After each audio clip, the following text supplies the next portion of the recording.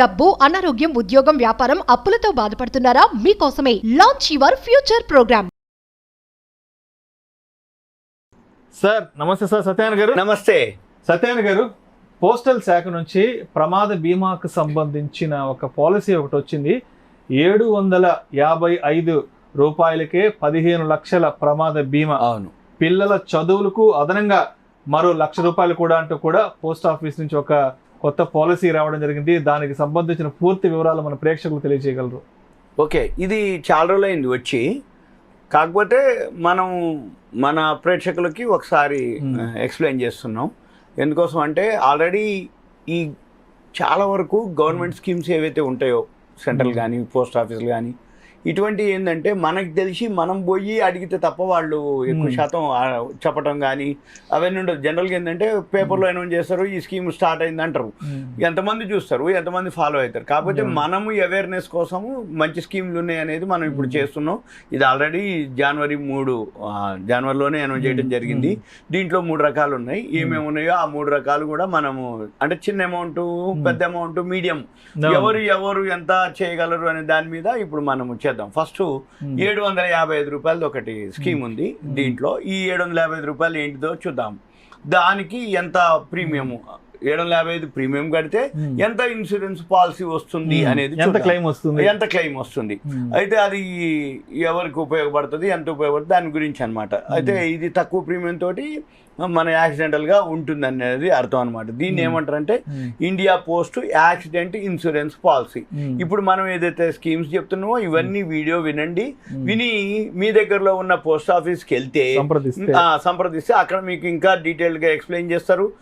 మీరు ఆలోచించుకొని 1 or 2 days time తీసుకొని ఆ పోస్ట్ మాస్టర్ గారిని కలిసి వీలైతే ఆ పాంప్లెట్ తీసుకోవటం, దాని దగ్గర మెటీరియల్ తీసుకోవటం, చదువుకోవటం, మళ్ళీ మీకు ఏమైనా డౌట్స్ ఉంటే ఆయన ఎక్స్ప్లెయిన్ చేసినాక అప్పుడు మీరు జాయిన్ అవ్వండి.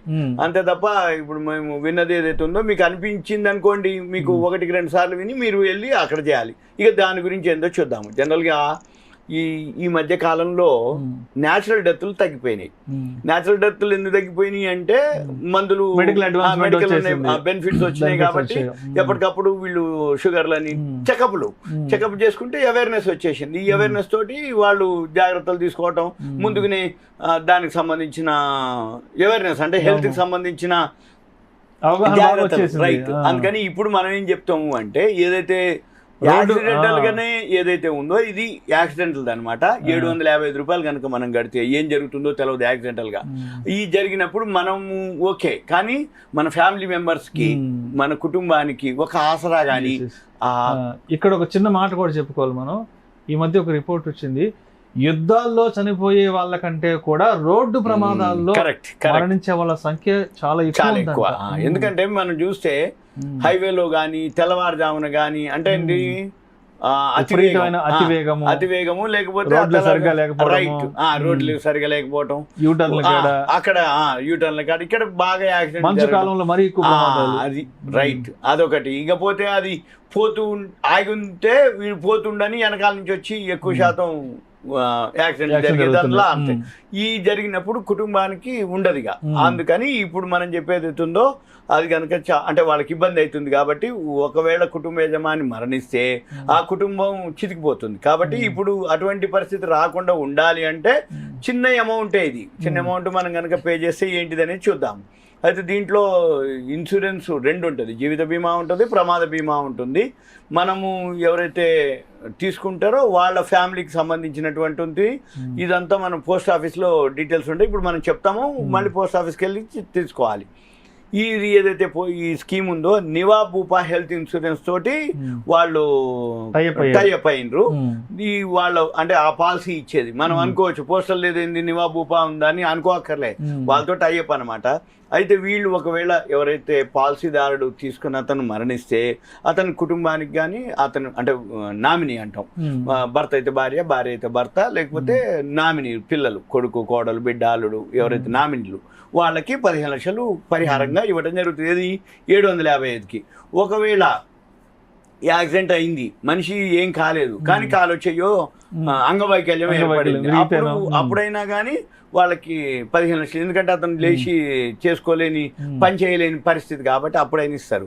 లేదు అతను ఇక చనిపోయింది అనుకోండి, ఒకవేళ చనిపోతే వాళ్ళ పిల్లల చదువుల కోసం మళ్ళీ 1 లక్ష రూపాయలు కూడా ఇవ్వడం జరుగుతుంది.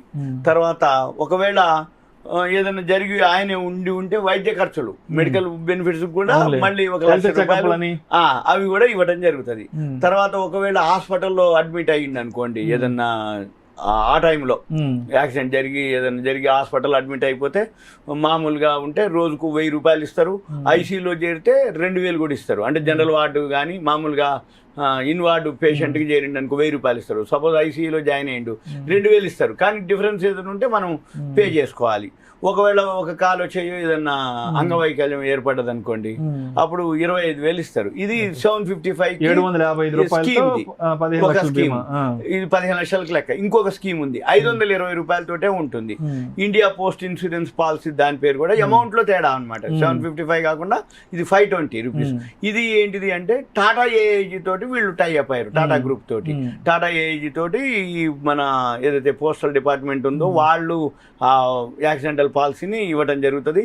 దీంట్లో ఎవరైతే 520 పే చేస్తారో, ఈ 520 పే చేసిన వాళ్ళకి 10 లక్షలే అనమాట. 10 లక్షల రూపాయలు ఇస్తారు. సేమ్ మళ్ళీ ఈ 10 లక్షలతో పాటు అంగవైకల్యం ఏర్పడితే ఏదైనా జరిగితే మళ్ళీ 10 లక్షలు ఇస్తారు. ఆసుపత్రిలో కనుక ఏదైనా చేరితే వైద్య ఖర్చుల కోసం 1 లక్ష రూపాయలు ఇస్తారు. మళ్ళీ ఒకవేళ ఏదన్నా ఆయన చనిపోతే కనుకుంటే మళ్ళీ 1 లక్ష రూపాయలు ఇస్తారు. ఇది ఏం లేదు, 755కి 15 అయితే 520కి 10 lakhs. ఇంకొక పాలసీ ఉంది 320నే 320 రూపాయలు. ఈ 320 రూపాయలు ఇది కూడా టాటా ఏఐజీ తోటి వాళ్ళ టైఅప్ తోటే ఉంది, 2 స్కీములు కూడా. ఇది ఏంటిది అంటే ఒకవేళ మనసి ఇది 5 లక్షలే ఇస్తారు. అంటే మనం ఎవరైతే 5 లక్షలు కావాలా 10 లక్షలు కావాలా, కరెక్ట్. మనం ఆలోచించుకోవాల్సింది ఏంటంటే మన లిమిట్, మన కెపాసిటీ 320 520 750 దాని మీద బేస్ అయి ఉంటుంది. ఇది సేమ్ అనమాట. ఒకవేళ ఏదైనా జరిగితే పూర్తిగా శాశ్వత వైకల్యం అయితే 5 లక్షలు ఇస్తారు. మళ్ళీ ఆసుపత్రిలో జరిగితే 50,000 ఇస్తారు. అంటే ఇన్ పేషెంట్ గా అడ్మిట్ అయితే 50,000 ఇస్తారు. అయితే ఇది ఎవరు తీసుకోవచ్చు, ఎవరైనా భారత పౌరుడై ఉన్న వాళ్ళు యాక్సిడెంటల్ పాలసీ తీసుకోవచ్చు. ఇది 18 నుంచి 65 ఏళ్ల మధ్యలో వాళ్ళు ఎవరైనా తీసుకోవచ్చు. అంటే మేజర్ అయిపోయిన తర్వాత 65 years వరకు ఎవరైనా తీసుకోవచ్చు. ఒకవేళ ఇది కనుక తీసుకోదలుచుకుంటే మనము పోస్ట్ ఆఫీస్, దగ్గరలో ఉన్న పోస్ట్ ఆఫీస్కి వెళ్ళి అక్కడ ఒక అకౌంట్ ఓపెన్ చేయాలి. మనం ఒక సేవింగ్స్ అకౌంట్, ఒక అకౌంట్ ఓపెన్ చేయాలి. ఓపెన్ చేసినాక అప్పుడు మనం దాంట్లో ఆ అకౌంట్ కూడా పెద్ద, అంటే ఇప్పుడు కొన్ని బ్యాంకులు ఉంటాయి, మినిమం అకౌంట్ ఓపెన్ చేయాలంటే 5,000 10,000 మినిమం బ్యాలెన్స్ మెయింటైన్ చేయాలంటారు. అలా అక్కర్లేదు. పోస్ట్ ఆఫీస్ 100 రూపాయలు ఉంటే చాలు. 100 రూపాయలతోటి మనం ఒక అకౌంట్ని ఓపెన్ చేసుకోవచ్చు. అయితే ఇది అన్ని దేశంలో ఉన్న ఏ విలేజ్ కానీ ఎక్కడ ఏ పోస్ట్ ఆఫీస్లో కూడా ఈ సర్వీసెస్ మనకి అవైలబుల్ ఉంది. ఇంకా మీకు వివరాల కోసం దగ్గరలో ఉన్న చిన్న పోస్ట్ ఆఫీస్ అయినా సంప్రదించే పోస్ట్ మాస్టర్ గారు చెప్తారు. మీకు ఎటువంటిది ఏం లేదు, మనది ఇది కేంద్ర ప్రభుత్వానికి కాబట్టి ఎటువంటి ఆలోచన లేదు. ఏదైనా జరిగితే ఇస్తారా ఇయ్యరా, 320 పోతాయా 555 పోతాయా అనే ఆలోచన, సందేహము అవసరం లేదు. ఇది మన ప్రేక్షకులకి అవగాహన కొరకు ఇన్సూరెన్స్ లో గవర్నమెంట్ దాంట్లో. Thank you sir, thank you so much. Suman TV ప్రేక్షకులకు ధన్యవాదాలు. Thank you. సెలవు.